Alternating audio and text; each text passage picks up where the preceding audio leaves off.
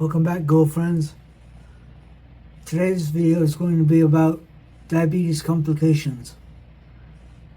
I've had almost every kind of diabetic complication there is, including one that is extremely rare called hypokalemic periodic paralysis, where you wake up in the middle of the night and you can't think straight, can't move your arms or legs properly, can't talk right. Well, at the same time, your psyche is messing with you by making it look like there's evil things in your bedroom trying to come kill you. I went through that probably 7 or 8 times when I was in my 20s. Didn't find out what it was until long after, though, because at the time there were all kinds of articles online. This is back AOL era online. All kinds of articles of people complaining that they couldn't get a diagnosis. And those people went out of their way to find what really happened. And that's why I came up with that word, hypokalemic, which means a low balance of potassium in your system that happens if you go straight from exercise immediately to sleep. And I was dancing the nights away at that time. So I'd go out dancing till 4 in the morning, then come home, go to sleep, and wake up in the middle of the night. And not until the morning did my roommates hear me screaming for help because they couldn't understand me. It was all really slow when you say help under that kind of paralysis. And the second time they called the ambulance on me, and then when the ambulance crew arrived, they just said he's diabetic. They didn't explain anything else.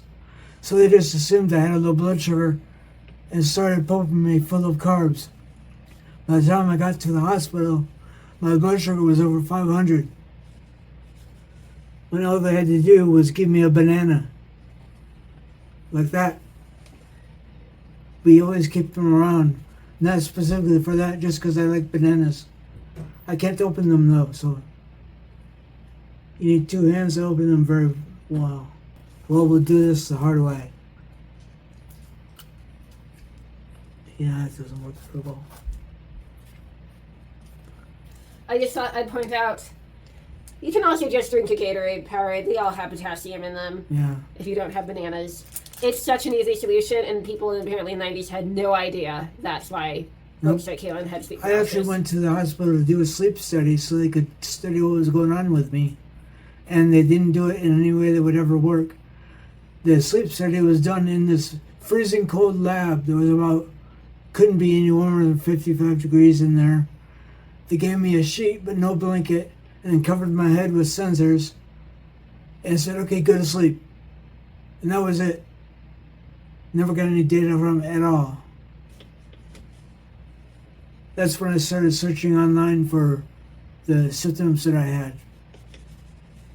Sometimes diabetics have to do that because there are so many complications that can happen. They need to find it from actual other diabetics that have had it happen. Alright, Kaylin, as requested, here is some delicious potassium. You want to say goodbye, girlfriends? Goodbye, girlfriends. Remember, if you end up in a kind of paralysis or you wake up at night and you can't move, bananas.